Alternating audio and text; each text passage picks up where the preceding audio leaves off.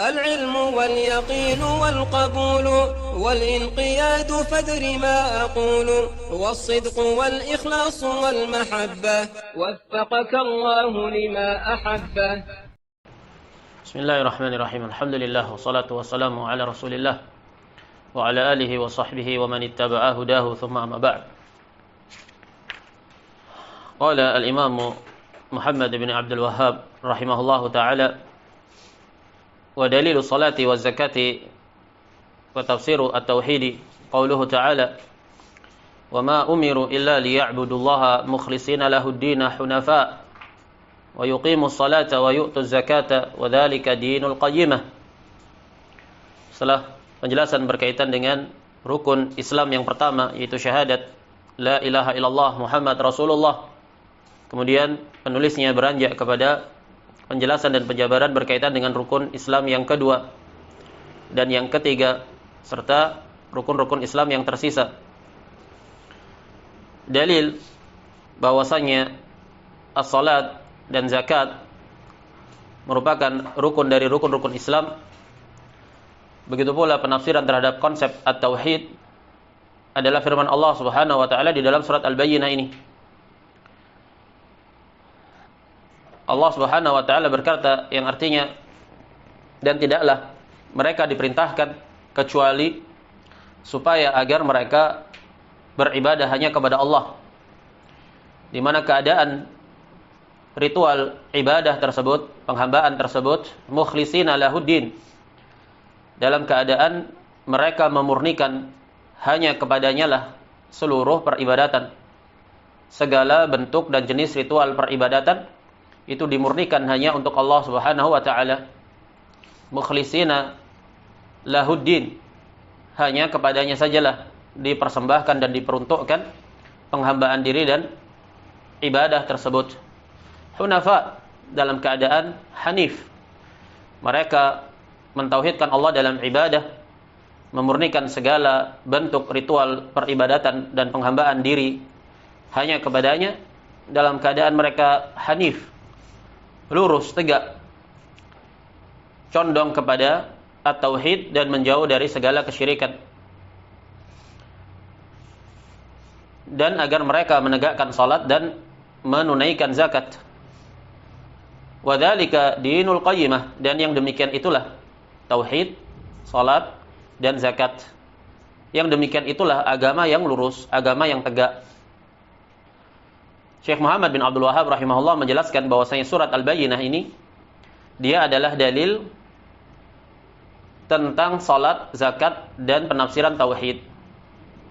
Seakan-akan penulis ingin mengisyaratkan bahwasanya salat dan zakat keduanya adalah sistem dari tauhid itu sendiri, generator bagi tauhid.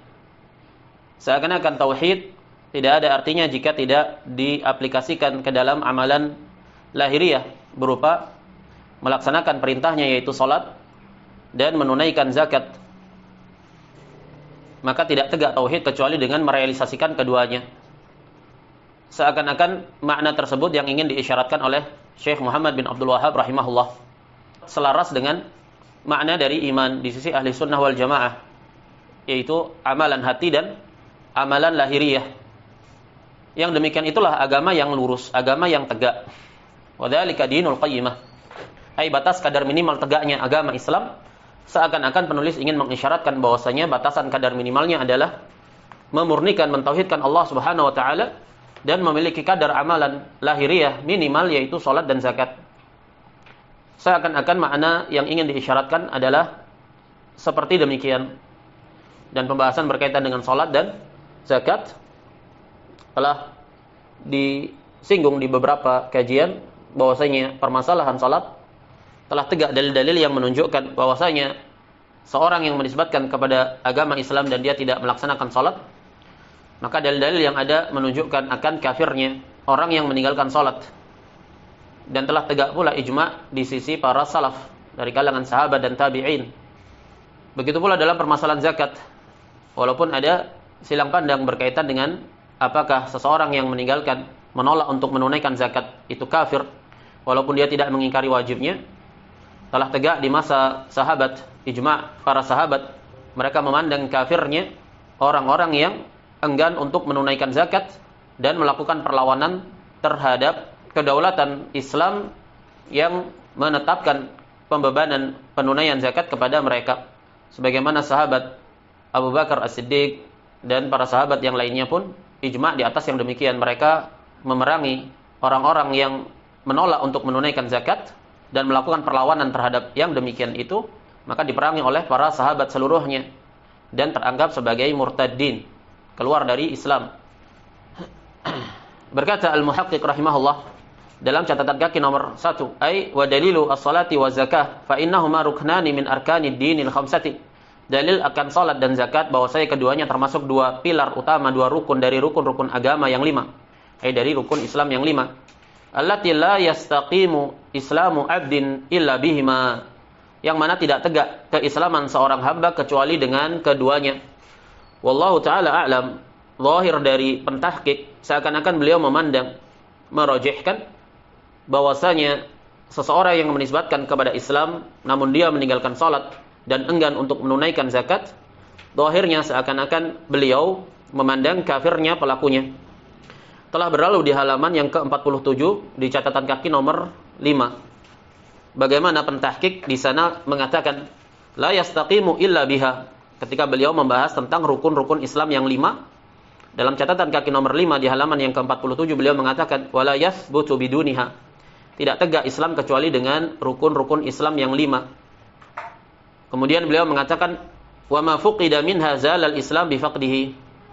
Dan apa yang tertiadakan darinya minha, apakah min di sini bermakna at-tab'id sebagian darinya atau min bermakna bayaniyah, bermakna menunjukkan siapa yang meninggalkan seluruh rukun Islam yang 5. Zalal Islam bi faqdihi.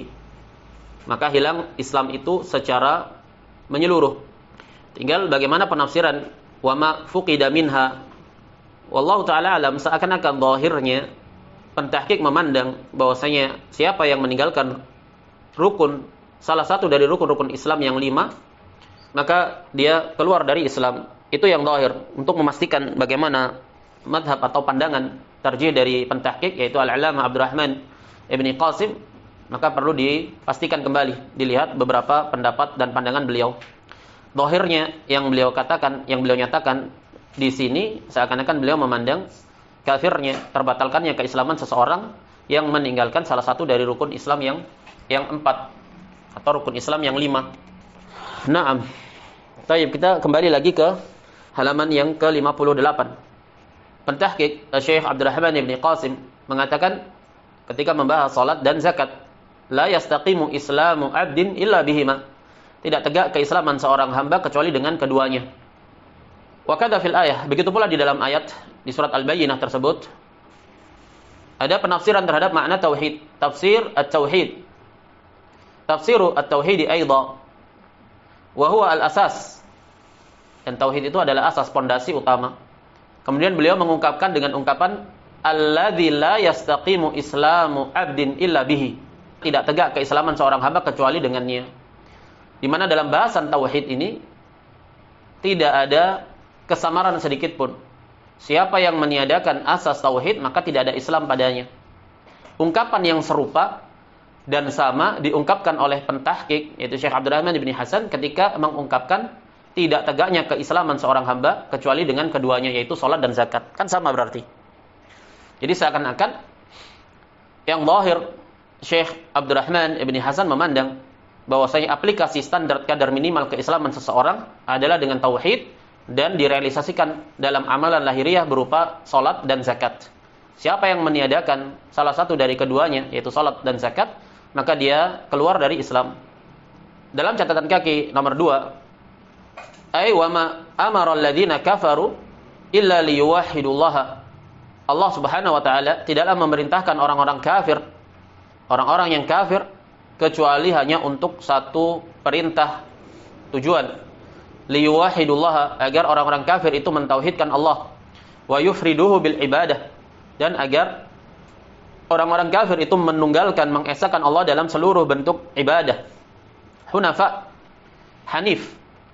Apa makna hanif? Hanif maknanya ma'ilina, condong anil adyani kulliha ila dinil Islam, dari dia condong berpaling dari seluruh agama-agama seluruhnya kepada agama Islam saja. Qala Ibnu Abbas, kemudian Syekh Abdurrahman Ibni Qasim rahimahullah menukil penafsiran Ibnu Abbas, ma umiru fit Taurat wal Injil illa bi ikhlasil ibadati lillahi muwahhidina. Tidaklah ahlul kitab, mereka itu diperintahkan di dalam Taurat, di dalam Injil, tidaklah mereka diperintahkan kecuali untuk memurnikan seluruh peribadatan hanya kepada Allah, muwahhidin, untuk mengesahkan, mentauhidkan Allah dalam ibadah. Wa qala ta'ala, dan Allah Subhanahu wa taala menegaskan, wa ma arsalna min qablika min rasul illa nuhi ilaihi annahu la ilaha illa ana fa'budun. Tidaklah kami mengutus sebelum engkau wahai Muhammad sallallahu alaihi wasallam seorang rasul pun kecuali pasti kami wahyukan kepadanya bahwasanya tidak ada ilah yang patut, yang berhak untuk disembah kecuali aku, katanya Allah. Fa'buduni, maka kalau begitu ibadahilah aku saja. Wa hadza tafsirut tauhid, dan ini adalah penafsiran at-tauhid. Dan surat Al-Bayyinah ini yang rajih bahwasanya dia madaniyah, diturunkan sekitar akhir tahun ketiga Hijriyah atau tahun keempat, awal-awal tahun 4 Hijriyah. Disebutkan di sini dari rukun-rukun Islam yang 5 setelah syahadat adalah salat dan zakat. Tidak disebutkan puasa Ramadan, padahal puasa Ramadan telah disyariatkan di tahun kedua Hijriyah. Tapi tidak disebutkan penyebutan puasa di sini. Ini mengindikasikan, menunjukkan bobot kekuatan amalan zakat yang setara dengan as-salat. Dan banyak sekali Allah iringi penyebutan salat dengan zakat, menunjukkan kuatnya pandangan para ulama yang memandang kafirnya orang yang enggan untuk menunaikan zakat. Walaupun ada khilaf padanya. Ada khilaf. Adapun salat, maka tegak ijma' padanya. Siapa yang meninggalkan salat, maka dia kafir. Dan tidaklah anggap sedikit pun khilaf yang ada pada mutaakhirin setelah dipastikan tegaknya ijma' di kalangan para sahabat. Adapun permasalahan zakat, ada khilaf padanya. Tapi dalil-dalil yang menunjukkan, mengisyaratkan akan kuatnya hujjah mereka yang memandang, menyamakan antara zakat dan salat. Yaitu siapa yang meninggalkan, maka dia kafir. Karena di dalam ayat itu sendiri Allah jelaskan wadzalika, ay isim isyarah kembali kepada ikhlasul ibadah, salat dan zakat.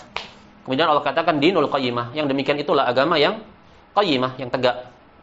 Dalam catatan kaki nomor 3 berkata pentahqiq, ay wa yuqimus salatal maktubah, yang wajib bagi hamba-hamba Allah adalah menegakkan salat yang diwajibkan, bi arkaniha, menegakkan dengan rukun-rukunnya, wa wajibatiha fi awqatiha, dengan kewajiban-kewajiban salat di waktu-waktunya.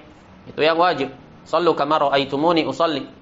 Salat sebagaimana melihat Rasulullah sallallahu alaihi wasallam salat, ada aturannya, ada etika dan tata kramanya. Yang dimaksudkan dengan menegakkan salat yaitu menegakkannya sesuai dengan tata dan aturan yang ada. Wa yu'tu zakata 'inda mahalliha, dan menunaikan zakat pada tempat-tempatnya. Wa hadha huwa dalilu salati wa zakah, dan ayat ini menunjukkan dalil akan wajibnya salat dan zakat sebagai dua rukun Islam. Wa annahuma ruknani min arkanil Islam, bahwasanya keduanya dua rukun dari rukun-rukun Islam. Kemudian pentahqiq mengatakan la yastaqimu bidunihima, tidak akan tegak al-Islam tanpa keduanya. Wa katsiran ma yaqrinuhuma ta'ala fi kitabihil aziz, dan banyak sekali, sering sekali Allah mengiringi penyebutan keduanya salat dan zakat di dalam Al-Qur'an yang mengisyaratkan akan fundamentalnya dua amalan ini, salat dan zakat. Dalam catatan kaki nomor 4, wa dzalika dinul qayyimah ay alladhi umiru bihi fi hadhil ayatil karimah, yang demikian itulah agama yang tegak. Apa itu? Ya, yang telah diperintahkan mereka itu dengannya, bertauhid, salat dan zakat. Huwa al-millatu wa syari'atu al-mustaqimah, dialah agama dan syariat yang tegak lurus. Kemudian kita beranjak kepada rukun Islam yang berikutnya, rukun Islam yang keempat, yaitu puasa. Wa dalilu siyam, dan dalil puasa sebagai salah satu dari rukun-rukun Islam yang 5. Berkata pentahqiq, wa annahu ahadu arkanil islamil khamsati, bahwasanya puasa adalah salah satu dari rukun-rukun Islam yang 5. Kemudian beliau mengungkapkan dengan ungkapan yang sama ketika mengungkapkan tidak tegaknya Islam kecuali dengan tauhid. Beliau ungkapkan dengan ungkapan yang sama, la yastaqimu al-islamu illa biha. Yang mana tidak tegak keislaman kecuali dengannya. Ai biha, ha kembali ke arkanul Islam. La yastaqimul Islam illa biha. Tidak dikatakan illa bihi. Apakah dhamir kembali kepada rukun-rukun Islam yang 5 atau kembali kepada puasa? Zahirnya illa biha kembali kepada arkanul Islam al-khamsah. Tidak tegak Islam kecuali dengan rukun-rukun Islam yang 5. Kecuali dengan rukun-rukun Islam yang 5. Ini zahir dari pentahqiq sesuai dengan apa yang telah beliau tegaskan di bahasan sebelumnya. Catatan kaki nomor berapa tadi? Catatan kaki nomor 5. Di halaman yang ke berapa tadi? 47. Ibarah yang sama diulang oleh beliau. Allati la yastaqimul islamu illa biha, yang mana tidak tegak keislaman kecuali dengan rukun-rukun Islam yang 5 itu secara menyeluruh. Seakan-akan siapa yang meninggalkan salah satunya maka terbatalkan keislamannya. Dan ini salah satu pendapat dari pendapat-pendapat yang ada. Wa ila ma'ruf, ada khilaf berkaitan dengan hukum meninggalkan salah satu dari rukun-rukun Islam yang 4 kecuali syahadat dan salat. Jumhur ulama memandang bahwasanya orang yang meninggalkan puasa Ramadan dengan sengaja dalam keadaan dia mengakui, meyakini wajibnya, maka pelakunya tidak kafir. Masih tetap dalam keislaman, masih memiliki aslul Islam. Jumhur ulama. Sebagian salaf menyebutkan, memandang kafirnya. Seperti tabi'in Sa'id bin Jubair, Al-Hakam bin Utaibah, Nafi' dari kalangan Malikiyah Ibnul Habib juga berpandangan siapa yang meninggalkan puasa Ramadan dengan sengaja dia kafir. Begitu pula Ishaq bin Rahawai. Ada riwayat dari Imam Ahmad pula, beliau memandang dalam salah satu pendapatnya, siapa yang meninggalkan salah satu dari rukun-rukun Islam yang 5 maka dia kafir. Maklum bahwa Imam Ahmad punya sekitar 4 riwayat dalam permasalahan rukun Islam ini. Dinukilkan riwayat dari beliau memandang siapa yang meninggalkan salah satu dari rukun Islam yang 5 dia kafir. Riwayat yang lain beliau hanya memandang siapa yang meninggalkan rukun Islam 3 yang pertama, syahadat, salat, zakat, maka dia kafir. Riwayat yang lain menyebutkan bahwa Imam Ahmad memandang siapa yang meninggalkan rukun Islam 2 yang pertama yaitu syahadat dan salat, maka dia kafir. Intinya ada khilaf dalam permasalahan hukum meninggalkan puasa Ramadan. Jumhur ulama memandang hukumnya tidak kafir. Sebagian salaf dan a'immah ada yang memandang hukumnya kafir. Pentahqiq di sini Syekh Abdurrahman bin Hasan, zahirnya di atas yang demikian. Siapa yang meninggalkan salah satu dari rukun Islam yang 5 maka dia kafir. Dan perlu ditakkid, dipastikan kembali. Untuk menjazam, memastikan itu adalah pandangan dari Syekh Abdurrahman bin Qasim, butuh penelitian lebih lanjut terhadap pandangan-pandangan beliau di kitab-kitab yang lainnya. Wasiyamu fil lughah, adapun as-siyam secara bahasa al-imsak. Siyam itu secara bahasa jadi masdar soma, yasumu, itu ada 2. Dikatakan sauman, fa'lan, dikatakan pula fi'alan, siyaman. Artinya imsak, menahan diri. Itu secara bahasa. Jadi segala sesuatu yang merupakan ekspresi dari tindakan menahan diri maka dinamakan imsak. Makanya ketika Maryam menahan diri dari berbicara dengan orang, beliau mengatakan inni nadartu lirrahmani sauman falan ukallimal yauma insiya. Aku bernadar kepada Ar-Rahman sauman ay imsak, puasa bicara, dinamakan dengan saum. Wa fi syar', adapun di sisi istilah syariat, huwa al-imsaku anil akli wa syurbi wal jima'. Dia menahan diri dari makan, minum dan jima'. Ma'aniyah, bersamaan dengan niat. Ini yang membedakan dari adat. Ma'aniyah bermakna lillahi ta'ala, diniatkan untuk ibadah. Fi waqtin maksus, dalam waktu yang dikhususkan, ada aturan waktunya. Ma'ruf, min syakhsin maksus, dari sosok yang dikhususkan pula. Siapa-siapa yang terkena beban taklif untuk berpuasa Ramadan. Itu makna secara syariat. Wa dalilu siyam qaulu ta'ala ya ayyuhalladzina amanu kutiba alaikumus siyamu kama kutiba alal ladzina min qablikum la'allakum tattaqun. Dalil puasa sebagai rukun Islam, firman Allah Subhanahu wa taala yang artinya wahai sekalian orang-orang yang beriman diwajibkan atas kalian berpuasa sebagaimana diwajibkan atas orang-orang sebelum kalian, semoga dengan itu kalian menjadi orang-orang yang bertakwa. Berkata Al-Muhaqqiq dalam catatan kaki nomor 1 halaman 59, amara ta'ala ibadahu al-mu'minin. Allah Ta'ala memerintahkan hamba-hambanya kaum mukminin min hadhil ummati bisiyam, dari kalangan umat ini untuk berpuasa. Kenapa? Lima fihi min zakatin nufusi wa tathhiriha wa tanqiyatiha min al-akhlaqir radi'ah wal akhlaqir radhilah. Karena dalam puasa ada bentuk tazkiyatun nufus, membersihkan jiwa-jiwa yang jelek, mensucikannya, memurnikannya dari kontaminasi perkara-perkara yang jelek dan akhlak-akhlak yang buruk. Itu salah satu dari hikmah disyariatkannya puasa. Wa furridha fi sanati tsaniyati minal hijrah. Awal kali diwajibkan puasa Ramadan di tahun kedua dari hijrah. Wa dzakara ta'ala annahu farradahu wa aujabahu 'alaihim kama aujabahu 'ala man kana qablahum falahum fihim uswah. Allah juga telah menyebutkan bahwasanya puasa Ramadan diwajibkan kepada umat kaum muslimin sebagaimana hal demikian diwajibkan kepada umat-umat yang sebelum mereka. Falahum fihim uswah, maka pada kaum muslimin itu bagi mereka ada contohnya dari umat-umat terdahulu. Qala Syekhul Islam kanu ya'rifunahu qabla al-Islam. Syekhul Islam Ibnu Taimiyah mengatakan dahulu, kaum bangsa Arab terdahulu, mereka telah mengetahui puasa Ramadan sebelum datangnya Islam. Wa yasta'milunahu, dan mereka juga mengamalkannya. Kama fi sahihain, sebagaimana dalam as-sahihain Al-Bukhari dan Muslim.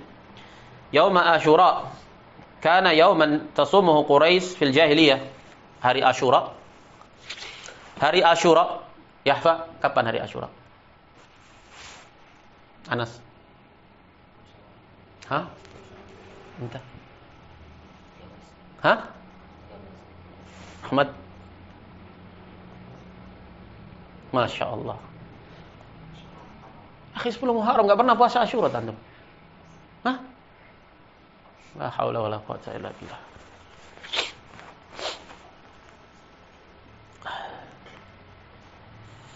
Kana yauman tasumuhu Quraisy fil jahiliyah. Sejak dahulu kaum Quraisy juga berpuasa. Tsumma huwa minal ilmil 'am. Kemudian masalah puasa itu permasalahan yang telah baku umum merata di setiap umat itu turun temurun ada amalan puasa. Orang Jawa bilang tirakat katanya. Puasa. Alladzi tawarathathul ummah, yang itu turun temurun diwarisi oleh umat. Jadi memang amalan yang lama sekali, klasik. Bahkan jauh sebelum Islam. Khalfan an salafin. Terus begitu, mewarisi generasi berikutnya, mewarisi dari generasi terdahulu. Apa hikmahnya? La'allakum tattaqun, agar kalian tattaqun, agar kalian bertakwa. Apa kaidah yang telah kita pelajari tadi Zaki? Kaidah tadabbur Al-Qur'an. Ini terkait dengan ayat ini. Mana sifat Allah di sini? Muhammad.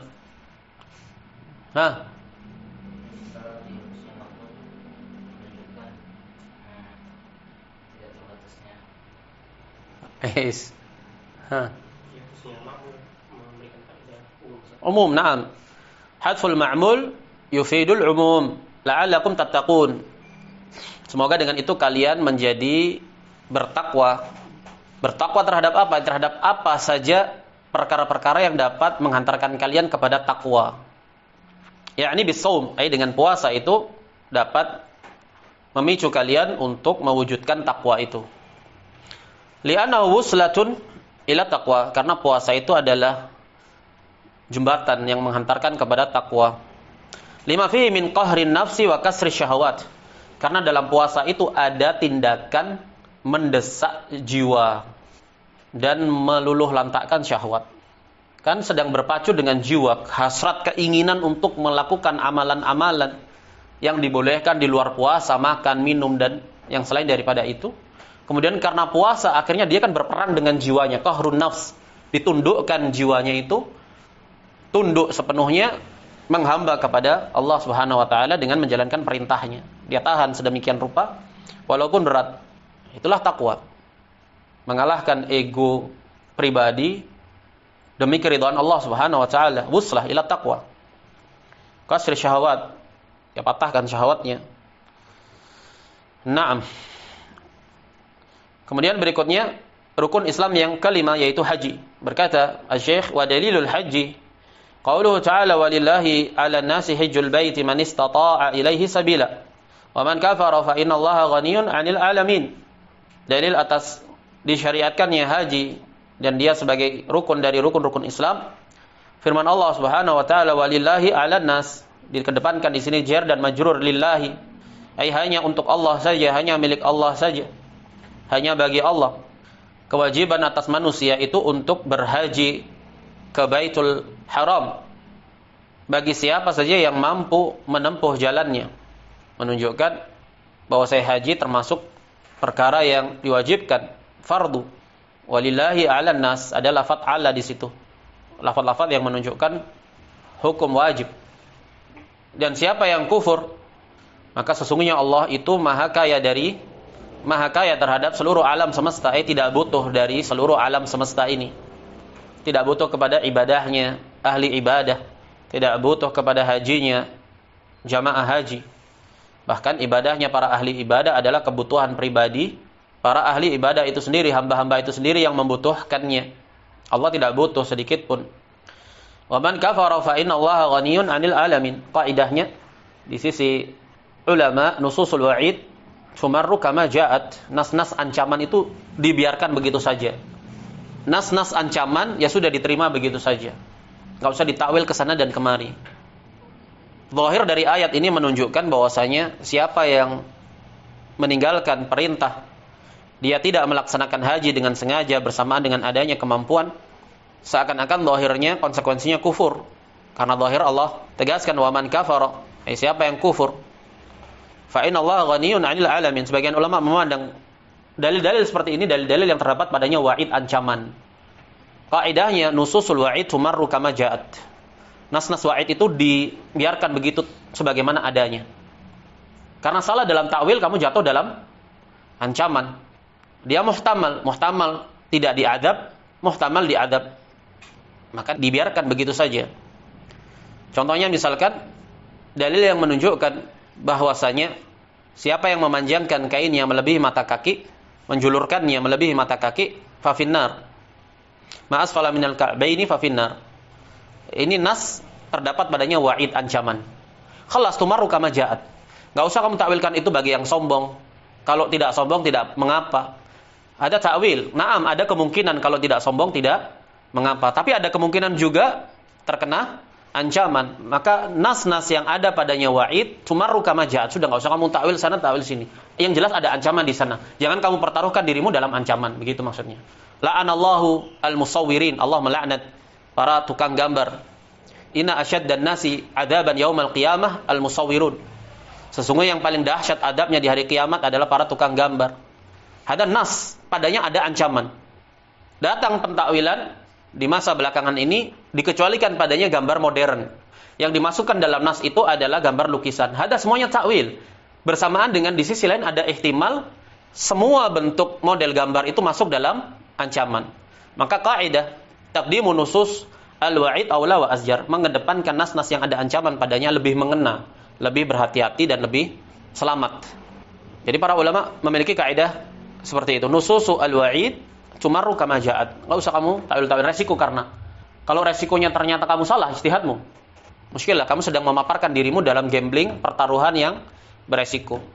Tidak diragukan bahwasanya orang yang akil, dia mengedepankan keselamatan bagi dirinya, pasti dia memilih langkah aman. Naam. Dia memilih langkah aman. Untuk hal-hal yang tidak ada darurat dan kebutuhan hajat padanya, jangan dia bermudah-mudahan padanya. Naam. Begitu. Dalam masalah haji pun begitu. Wa man kafara fa innallaha ghaniyun 'anil 'alamin. Ada dua pendapat dalam permasalahan orang yang meninggalkan haji dalam keadaan dia mampu. Bagaimana hukumnya? Walaupun dia mengakui kewajiban haji. Jumhur ulama memandang bahwasanya pelakunya tidak kafir, tetap dalam keislaman, tapi terjatuh dalam dosa yang sangat besar. Dan sebagian ulama memandang sesuai dengan zahir ayat bahwasanya ya hukumnya kafir. Datang riwayat pengkafiran tersebut dari Imam Ahmad. Begitu pula diriwayatkan dari Umar bin Al-Khattab, beliau memandang kafirnya orang yang tidak berhaji. Intinya, terlepas dari itu semua, permasalahan meninggalkan haji dengan sengaja dalam keadaan mampu, ada khilaf padanya. Di mana kesimpulannya, perkaranya tidak bisa diremehkan. Perkaranya tidak bisa diremehkan. Konsekuensinya bisa kufur. Karena nususul wa'id tumarru kama ja'at. Nas-nas ancaman itu ya diberlakukan sebagaimana datangnya sudah zahirnya. Berkata pentahqiq rahimahullah dalam catatan kaki nomor 2, wa annahu ahadu arkanil Islam. Bahwasanya haji itu salah satu dari rukun-rukun Islam. Wal hajju lughatan qasdu syai'i wa ityanuh. Haji secara bahasa itu adalah menuju ke sesuatu dan mendatanginya. Itu secara bahasa. Jadi tindakan seseorang mendatangi menuju sesuatu apapun itu dimanapun itu dinamakan haji secara bahasa. Tapi secara syariat istilahnya beda. Wa syar'an qasdu Makkah. Adapun secara syariat yang namanya haji itu adalah menuju ke Makkah. Untuk apa? Li amalin maksus, untuk amalan yang dikhususkan, yaitu manasik haji. Fi zamanin maksus, di waktu yang telah dikhususkan, yaitu di bulan haji. Naam. Dalam catatan kaki nomor 3 halaman 59, pentahqiq mengatakan walillahi 'alan nasi hajjul baiti, ay walillahi fardun wajibun 'alan nas. Hanya bagi Allah saja fardu yang sifatnya wajib atas seluruh manusia. Apa itu? Hajjul bait. Haji ke Ka'bah. Qasadahu li ada'in nusk. Di mana orang yang berhaji memang sengaja memaksudkan untuk menunaikan nusuk. Ya, ibadah haji itu manasik. Fa huwa ahadu arkanil Islam.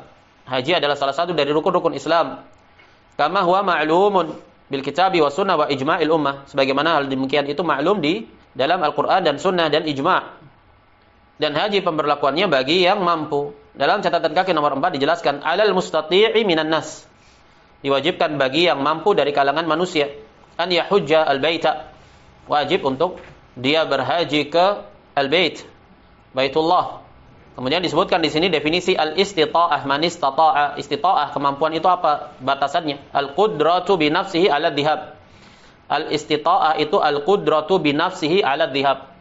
Adanya kemampuan terhadap dirinya sendiri untuk pergi, baik secara fisik, baik secara finansial. Ditambahkan bagi perempuan adanya mahram. Jumhur ulama memandang syarat kewajiban bagi perempuan untuk berhaji selain syarat-syarat yang ada pada laki-laki adalah ditambahkan padanya adanya mahram. Bermakna ketika tidak memiliki mahram maka gugur kewajiban haji bagi perempuan. Ini di sisi jumhur. Adapun fuqaha al-Malikiyah memandang boleh bagi perempuan untuk berhaji walaupun tanpa adanya mahram. Karena di sisi mereka boleh perempuan itu safar tanpa mahram dengan syarat aman dari fitnah dan diiringi dengan jamaah atau rombongan dari kaum wanita yang semisal dengannya. Ini di sisi fuqaha al-Malikiyah. Tapi jumhur ulama memandang tidak boleh perempuan safar dengan mahram, dan ini rajih berdasarkan hadis larangan dari Rasul sallallahu alaihi wasallam. Cuman permasalahan haji di sisi jumhur ulama termasuk dari batasan kemampuan bagi wanita adanya mahram. Jika tidak ada mahram maka gugur kewajiban darinya. Adapun di sisi Malikiyah tetap kewajiban itu berlaku selama memungkinkan bagi wanita tersebut untuk safar berhaji dalam keadaan memungkinkan safar itu aman dari fitnah walau tanpa adanya mahram. Tapi telah berlalu yang rajih, na'am, dikedepankan larangan sebagaimana datang dalil spesifik pada yang demikian itu. Wa wujudi zadi warahilah. Adanya kemampuan fisik, kemampuan finansial, dan didapati perbekalan, didapati transportasi untuk menuju ke sana. Naam. Ba'da qada'il wajibati alaihi. Kewajiban itu semua menjadi wajib setelah kewajiban-kewajiban yang lainnya tertunaikan. Wa ghairu dzalika mimma huwa ma'lum, dan yang selain daripada itu dari perkara yang telah diketahui fi kutubit tafsir wal fiqh, telah diketahui di kitab-kitab fikih dan tafsir. Kemudian dalam catatan kaki nomor 5 penjelasan terhadap ayat wa man kafara fa innallaha ghaniyun 'anil 'alamin. Siapa yang kufur maka sesungguhnya Allah Maha Kaya atas seluruh alam semesta. Berkata pentahqiq man wajada ma yahujju bihi wa lam yahujja hatta mata fa huwa kafara bihi. Pentahqiq di sini mengisyaratkan bahwa zahir yang beliau pandang orang yang meninggalkan haji dalam keadaan dia mampu maka dia kafir. Waqad sama ta'ala tarikal haji kafiran. Apa dalilnya? Beliau berdalil dengan zahir ayat. Karena Allah telah menamakan orang yang meninggalkan haji di dalam ayat tersebut sebagai orang yang kafir. Wa man kafara fa innallaha ghaniyun 'anil 'alamin. Siapa yang kafir, maka Allah Maha Kaya atas seluruh alam semesta. Faqad dalla 'ala kufrihi. Maka kalau begitu menunjukkan atas kufurnya orang yang meninggalkan haji. Wa idza kana dalla 'ala kufrihi faqad dalla 'ala akadiyati rukniyatihi. Kalau ayat itu telah menunjukkan atas kafirnya orang yang meninggalkan haji, Maka kalau begitu sungguh yang demikian juga telah menunjukkan atas kepastian kedudukan haji itu sebagai rukun. Nggak diragukan lagi bahwa saya haji ke Baitullah adalah rukun. Karena konsekuensinya kufur apabila ditinggalkan. Begitu maksudnya. Wa fil athari, dan dalam athar, man mata wa lam yahujja fala alaihi an yamuta yahudiyan aw nasraniya. Athar dari Umar bin Khattab. Siapa yang mati dan tidak berhaji, belum berhaji, fala alaihi an yamuta yahudiyan aw nasraniyan. Sama, seakan-akan dia Nasrani atau Yahudi, mati dalam keadaan kafir. Nah, itu kesimpulan dari pembahasan berkaitan dengan al-martabatul ula, yaitu tahapan yang pertama dari agama ini, yaitu al-Islam, di mana rukun-rukunnya ada 5. Syahadat la ilaha illallah Muhammad Rasulullah, wa iqamus shalah, menegakkan salat, wa ita'uz zakah, menunaikan zakat, wa shaum Ramadan, dan berpuasa Ramadan, dan berhaji ke Baitullah. Dengan demikian kita selesai dari al-martabatu al-ula, dari pasal atau dari usul yang kedua ini. Kita cukupkan sampai di sini. Wassallallahu wasallam ala nabiyyina Muhammad wa ala alihi wa sahbihi ajma'in. Ahsanallahu ilaikum. Izin bertanya tentang rukun Islam yang pertama, tentang sesembahan. Apa pandangan Ustadz mengenai seseorang yang terlalu melebih-lebihkan suatu ciptaan, tetapi ia tidak menyembahnya? Apakah karena hal tersebut orang itu telah menyembah suatu ciptaan tersebut? Jikalau tidak, apakah hal tersebut termasuk dosa besar? Seperti apa contoh konkretnya? Naam. Pengagungan terhadap suatu makhluk yang disertai dengan ketundukan dan kerendahan, maka itu adalah ibadah. Karena ibadah itu rukunnya adalah az-dzul wal khudu' wal mahabbah, ketundukan, kerendahan, rasa cinta, pengagungan yang disertai dengan ketundukan itu tadi. Nah, bisa menjatuhkan pelakunya dalam kesyirikan. Apakah buruknya akhlak seorang hamba adalah salah satu tanda buruknya tauhid seorang hamba? Kalau iya, apa korelasinya? Harus dikembalikan kepada apa itu definisi akhlak. Rasul SAW diutus, sebagaimana beliau kabarkan, bu'ithtu li'utammima makarimal akhlak. Aku diutus untuk menyempurnakan kemuliaan akhlak. Apa maksud kemuliaan akhlak di situ? Akhlak yang paling puncak dan tertinggi adalah akhlak seorang hamba kepada Rabb-nya.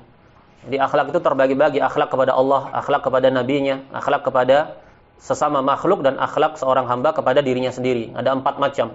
Jadi akhlak yang paling puncak adalah akhlak hamba kepada sang penciptanya. Tinggal dilihat sudut pandang bahasan akhlak di sini apa, di sini cakupannya apa. Jika yang dimaukan akhlak itu adalah lemah lembut, senantiasa tersenyum, sopan santun, adab, suka membantu, macam-macam.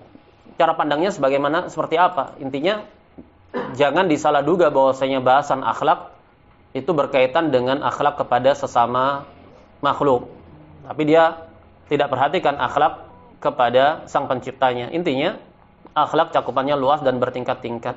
Jika akhlak seorang hamba kepada Allah dan kepada Rasulnya itu telah baik, insya Allah akan mengikuti yang lainnya.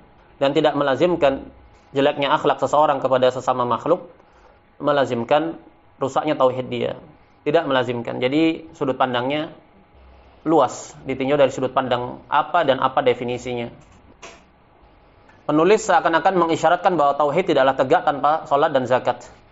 Beliau mengatakan wa dalilu salati wa zakati wa tafsirut tauhid. Dalil salat dan zakat serta penafsiran terhadap tauhid. Apa penafsiran tauhid? Illa liya'budullaha mukhlishina lahuddina hunafa 1, wa yuqimus salata 2, wa yu'tuz zakata 3. Wa dzalika, kemudian diisyaratkan isim isyarat kembali kepada yang sebelumnya. Wa dzalika, dan ketiganya itu dinul qayyimah, adalah din yang tegak. Nulis mengatakan wa tafsiru at-tauhid wa dalilu salati wa zakati wa tafsiru tauhid. Ini seakan-akan salat dan zakat itu generator bagi tauhid, nidhamu tauhid. Bermakna tidak tergambarkan seseorang bertauhid dengan tauhid yang benar kepada Allah bersamaan dengan adanya kemampuan, kemungkinan untuk dia beramal amalan lahiriah salat dan zakat tapi tidak dia lakukan. Ini tidak terbayangkan ada orang bertauhid, lurus tauhidnya, tegak kokoh tauhidnya, tapi dia tidak pernah salat. Tidak terbayangkan. Jadi ketidakadaan salat menunjukkan bahwasanya tauhid yang ada pada diri seseorang itu juga rusak. Wa ma fuqida minha zalal Islam bifaqdihi. Zahir tarjih muhakkik bahwasanya barang siapa yang meninggalkan salah satu rukun Islam maka dia kafir. Apakah ini ditunjukkan oleh ma al-mausulah? Tidak, ditunjukkan oleh minha. Wa ma fuqida minha. Min di sini tab'id. Dan siapa yang terhilangkan, tertiadakan darinya, di antara sebagiannya. Seakan-akan seperti itu. Seakan-akan ini zahirnya, perlu diteliti kembali. Tapi ibarat seperti ini terulang-ulang. Dan ini salah satu dari pandangan para ulama dalam permasalahan rukun Islam. Ahsanallahu ilaikum, dalil apa yang mendasari adanya khilaf akan kufurnya orang yang meninggalkan haji? Adanya khilaf di sisi para sahabat. Tidak tegaknya ijma pada yang demikian itu. Dan adanya salaf yang memandang tidak kufurnya. Berarti ada di antara salaf yang memandang makna wa man kafara fa innallaha ghaniyun 'anil 'alamin tidak di atas zahirnya, dibawa kepada kufrun duna kufrin. Beda dengan salat. Salat ada nas. Izin bertanya terkait rukun iman yang kedua, banyak orang yang meremehkan perkara salat ini sehingga mereka meninggalkannya dengan sengaja. Bagaimana sikap kita sebagai saudara muslim? Sikap kita meyakini kafirnya orang yang meninggalkan salat tapi tidak meninggalkan dakwah seruan kepada mereka untuk sholat. Nah, selama mereka menisbatkan kepada Islam, wajib bagi mereka sholat. Diingatkan, diajak sholat. Apakah kita berdosa jika tidak beramar ma'ruf nahi mungkar? Amar ma'ruf nahi mungkar ukurannya berdasarkan dengan adanya kemampuan. Nah, berdasarkan adanya kemampuan dan kemungkinan. Dan permasalahan wajibnya sholat, permasalahan yang maklum, telah diketahui secara pasti dan darurat dalam seluruh strata kaum muslimin. Seawam-awamnya kaum muslimin, dia wajib untuk tahu bahwa saya sholat 5 waktu itu wajib. Jadi yang perlu itu mereka diingatkan saja, didoakan agar dapat hidayah. Naam, mengingkari dalam hati tentu wajib, tapi jangan sampai kita terbawa perasaan dari sisi kita lengserkan dalil-dalil yang ada karena menyelisihi faktual yang ada. Dalam artian, kalau konsekuensinya di alam nyata itu banyak yang tidak sholat, sementara di sana ada dalil-dalil yang menunjukkan kafirnya orang yang meninggalkan sholat, apakah dalil-dalil ini harus dibatalkan karena konsekuensinya akan banyak yang terjatuh dalam kekafiran? Tentu tidak. Dalil tetaplah dalil. Begitu. Jadi apa yang ada di alam nyata secara faktual itu ditimbang di atas dalil, bukan dalil yang harus dikompromikan dengan apa yang ada. Ketika kesyirikan sudah menjadi budaya, ketika perzinahan sudah menjadi sebuah pandangan sosial di suatu wilayah atau waktu tertentu, ya tidaklah kemudian menjadikan zina itu halal, kesyirikan itu legal, hanya karena banyak yang melakukan. Jadi tetap faktual yang ada harus dikembalikan kepada syariat. Tidak boleh memperturutkan perasaan di situ. Kalau haji mengharuskan kita untuk membawa mahram, sedangkan umroh apakah sama juga? Bagi para wanita wajib haji ataupun selain haji. Intinya para wanita tidak boleh safar kecuali dengan mahram. Baik, kita cukupkan sampai di sini. Subhanakallahumma wa bihamdika asyhadu an la ilaha illa anta astaghfiruka wa atubu ilaik.